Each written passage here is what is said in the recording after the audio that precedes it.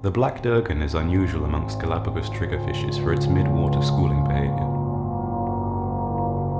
The fine-scale triggerfish also swims in mid-water, though it is more solitary. It is found throughout the rocky reefs of the East Pacific. This large triggerfish can reach lengths of 80 centimeters and uses its strong teeth to crush the shellfish it preys upon. This is a common tactic amongst the Tetraodontiformes, named so for their beaks made up of 4 fused teeth.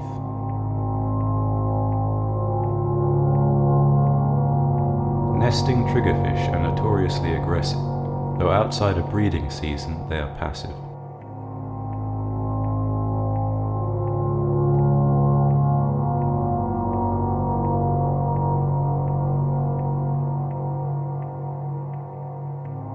The stone triggerfish is the largest of the triggerfishes worldwide, reaching up to 1 meter in length.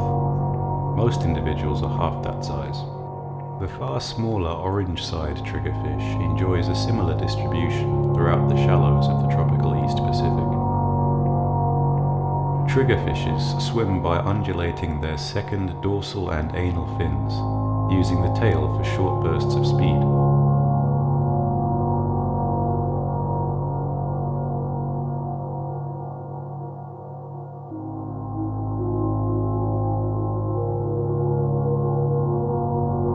Here it can be seen wedging itself in a crevice in the reef.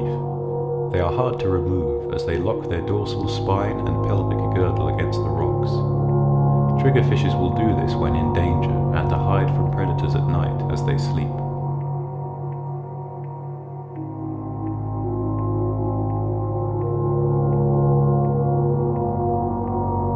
The white-spotted puffer, on the other hand, is largely nocturnal.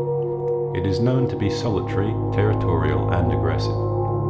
Puffers are also Tetraodontiformes and use their prominent fused teeth to crush invertebrates.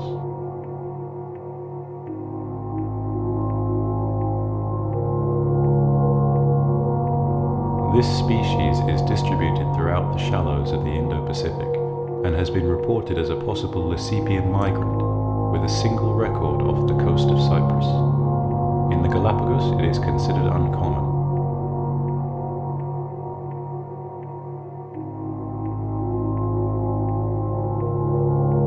The guinea fowl puffer is more frequently encountered throughout the archipelago. It is a diurnal and solitary species, well known amongst divers for its distinctive coloration. It is also an Indo-Pacific species, ranging from Galapagos to East Africa. This puffer feeds on coralline algae and a variety of encrusting invertebrates. This species is especially keen on reef-building hard corals, and they show significant population declines when their reef habitats are damaged. Their relationship with reef health is complex, as they are known to feed on significant reef-building hard corals. This could hinder reef recovery after coral disturbances.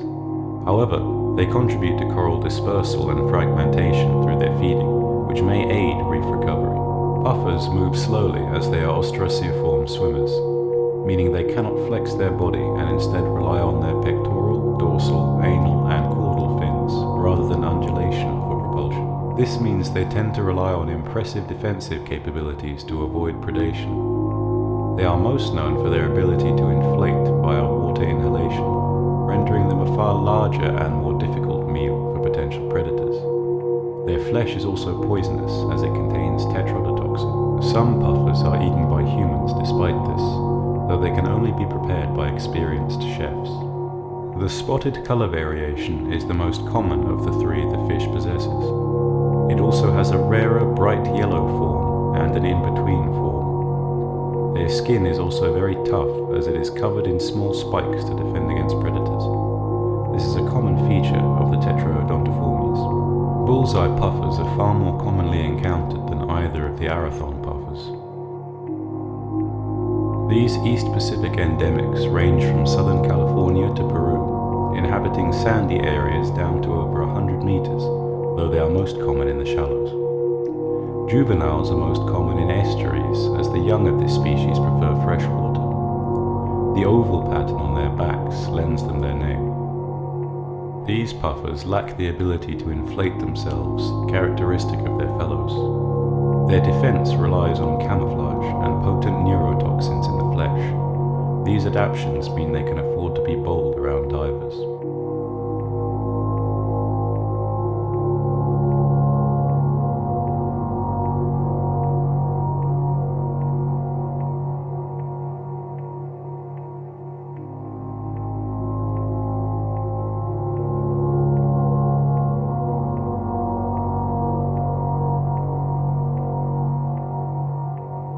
There are other Spheroides puffers in the Galapagos, including the endemic Galapagos puffer. They are, however, far less frequently encountered than the bullseye.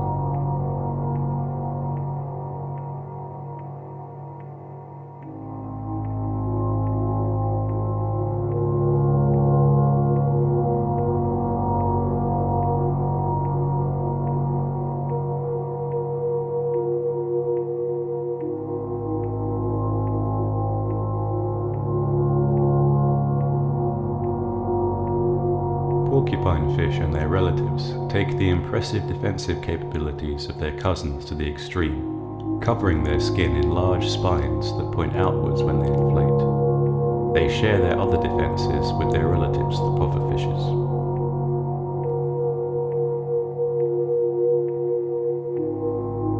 The spot-fin burrfish is a typical porcupine fish distributed widely through the warm, temperate seas of the world.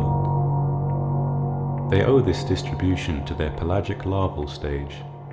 Juveniles can be found among mats of floating algae, such as sargassum, and become demersal as they reach adulthood. In the East Pacific, they occur from California to Chile and are associated with rocky reefs down to over 100 meters where they feed on shellfish. These are large tetraodontids, reaching up to 70 centimeters long. The spot-fin porcupine fish is larger still, reaching 90 centimeters in length. Their habitats and distribution are similar to their cousin, and they share the pelagic juvenile stage. These fish, however, are nocturnal, hiding under ledges during the day to emerge to hunt at night.